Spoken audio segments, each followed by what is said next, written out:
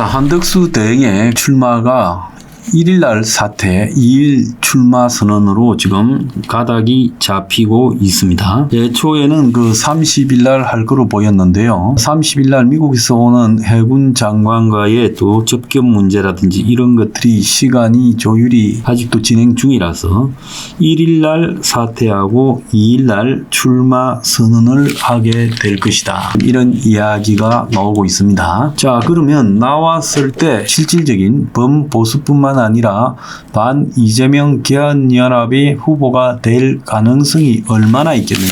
이게 가장 큰 관심이라고 봅니다. 그래서 사실상 이재명과 1대1을 성사시킬 수 있겠느냐. 여기서 1대1은 이준석을 빼고 1대1이라고 지금 봐야 돼요. 이준석은 정말 쉽지 않을 겁니다. 그래서 단일화 할 수 있으면 하는 게 좋지만은 평소에 행태를 봐서 끝까지 애를 먹이기 때문에 저거 단일화에 매달리다가는 소탐 대실할 수 있다 이렇게 보는데요. 지금 한대행이 여러 여론조사에서 이재명과의 3자 대결 결과 승률도 다른 후보들에 비해서는 좀 좋습니다.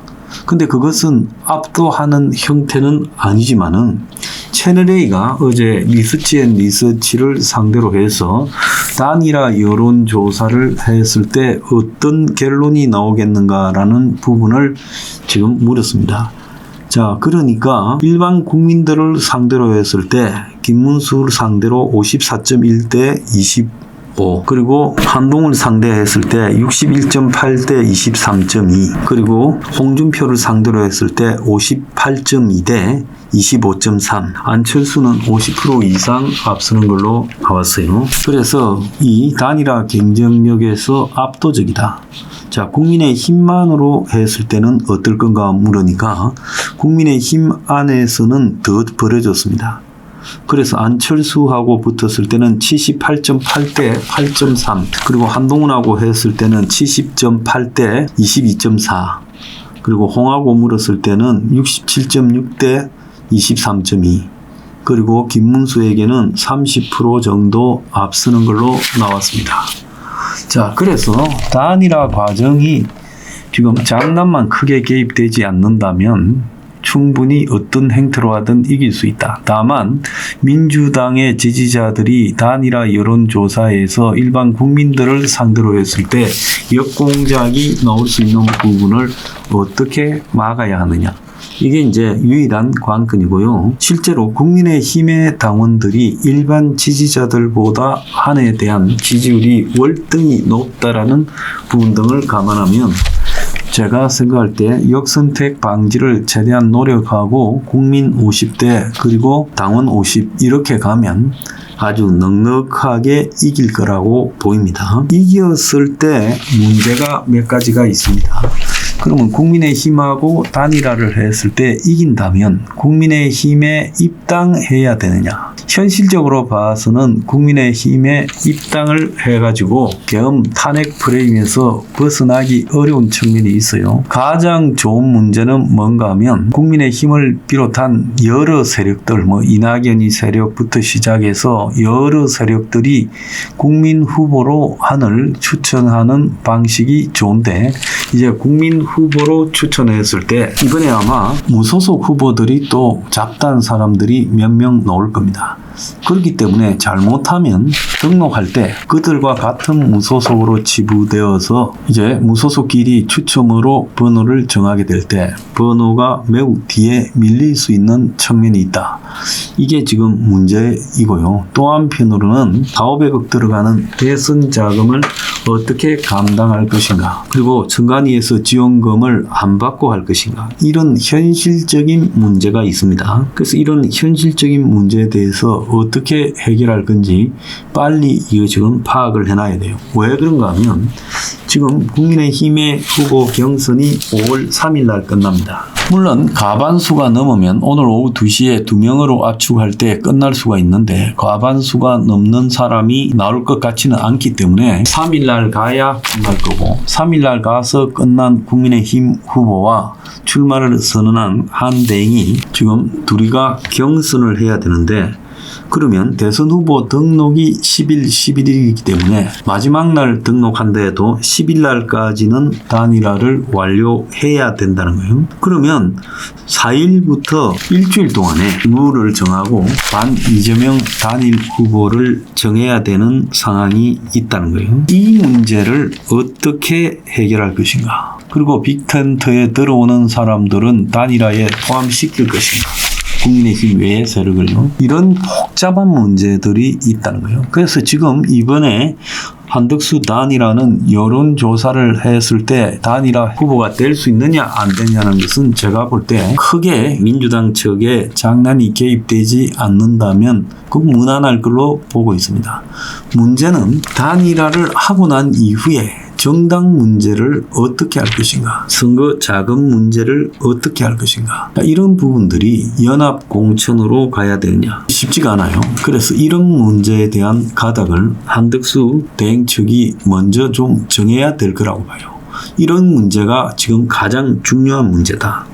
그래서 이낙연 측은 국민의힘 간판으로는 자기들이 들어가지 않겠다고 말하고 있고 또 더 나아가서 저도 국회의 탄핵이나 겸해 지금 여러 가지 낙인이 찍혀있는 국민의힘 후보로 한대행이 나서서는 좀 안 좋다.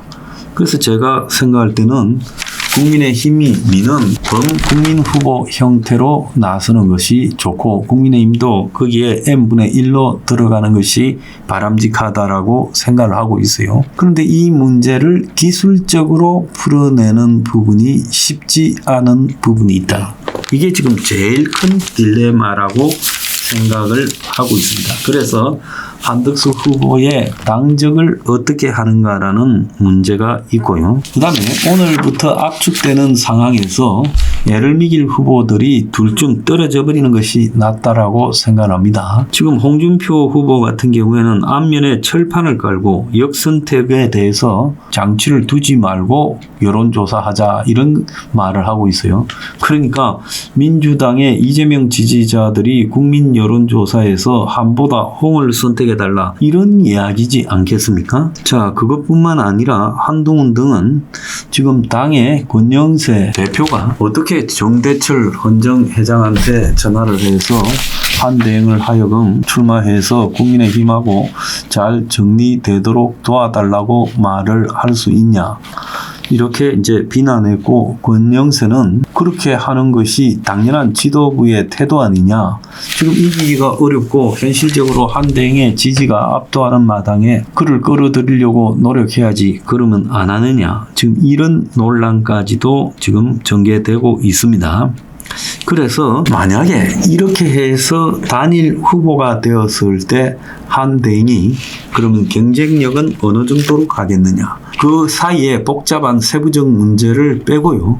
만약에 이낙연 그리고 또 기타 반명 비명 세력들 그리고 더 나아가서 국민의힘 그리고 또 사회 각계의 지지 이런 것들을 모아냈을 때 한해 지지율이 이재명과 어떤 상황에 가게 될 거냐 이런 것들은요 우리 생각보다는 상당히 이게 이루어지고 난 이후에 근접할 거라고 보고 있습니다. 자, 사회 각계에서 지금 한덕수 추대 국민운동본부 이런 것들이 만들어지고 있는데요. 자, 오늘은 한국교회 장로 12,000명이 나서서 국회 본관 앞에서 한덕수 대행 추대위가 통합신당을 갖다가 요구하는 기자회견을 할 거라고 합니다. 그래서 교회 장로 12,000명을 대표하는 한덕수 권한대행 추대위가 국민의힘, 새미래민주당, 개혁신당과 통합신당을 구성해 국민 후보를 추천하라.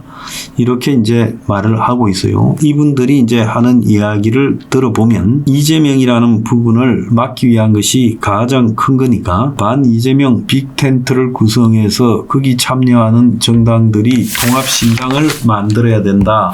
이렇게 이제 이야기를 하고 있는 걸로 보입니다. 그리고 아마 1일, 2일, 3일 쯤에서 많은 한대행을 추대하는 조직들이 떠오를 거라고 보고 있어요. 그렇지만은 결정적으로 중요한 것은 국민의힘과의 관계를 어떻게 가장 득표력이 크게 설정하느냐. 이 부분에서는 국민의힘이 단일화가 마무리된 이후에 어떻게 정리할 건지 하는 부분을 선거법을 면밀히 살펴보고 좀 미리 정리를 해볼 필요가 있다. 실질적으로 한덕수 대행이 이재명을 꺾는 것이 국민의힘의 가장 큰 목표 아니겠습니까? 국민의힘의 모든 당원이나 의원들은 그걸 생각하고 있을 거예요. 만약에 지금 국민의힘의 의원 당원들이 내부 후보로 꺾을 수 있다면 한대행에게 절대로 기울지 않겠죠. 근데 자기들 내부로는 어떤 시뮬레이션을 해봐도 어려우니까 그나마 한대행이 가장 접근해 있으니까 한대행을 선택하는 문제라고 생각이 듭니다. 그래서 단일화가 됐을 때 발생할 수 있는 기술적인 문제들을 현재 크게 고민해야 된다. 미리 고민해놓고 답을 정해놓고 단일화를 가야지 정작 단일화를 해놓고 나중에 그런 문제들을 어떻게 할지 시간을 끌다가는 아주 낭패스러운 상황이 온다는 겁니다. 대의적으로 다들 마음을 비워야 될 거라고 보고 있습니다.